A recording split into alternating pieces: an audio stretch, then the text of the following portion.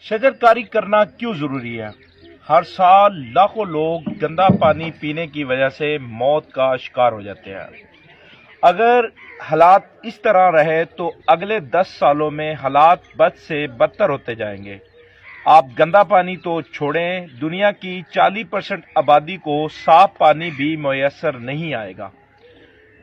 یہ سب ایسا کیوں ہو رہا ہے؟ کیونکہ ہماری 60% آبادی کاشتکاری کرنے کے لیے اور پینے کے لیے گراؤنڈ واٹر کا استعمال کرتی ہے۔ پچھلے 2007 سے لے کر 2021 تک ہمارا 60 سے 70% جو گراؤنڈ واٹر ہے وہ نیچے گیا ہے۔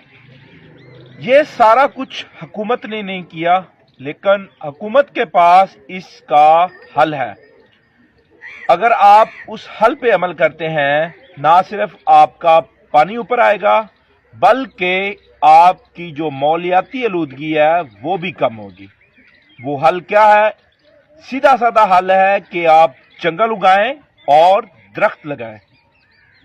اگر آپ نے ندیوں کو نالوں میں کنورٹ نہیں ہونے دینا، اگر آپ نے ہوا کو دھوئیں میں تبدیل نہیں ہونے دینا تو آپ کو شجرکاری کرنی ہوگی۔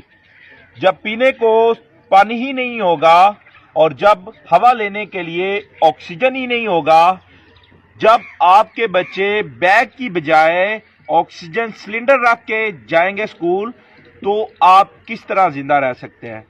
اگر آپ کے پاس جگہ ہے، اگر آپ کے پاس وقت ہے تو آپ درخت لگائیں، پیڑ لگائیں اور ان کی حفاظت کریں۔ تو اگر ہم نے حکومت کا، اگر ہم نے اپنے سماج کا ساتھ دینا ہے تو ہمیں زیادہ سے زیادہ درخت لگانے چاہیے۔ بہت شکریہ۔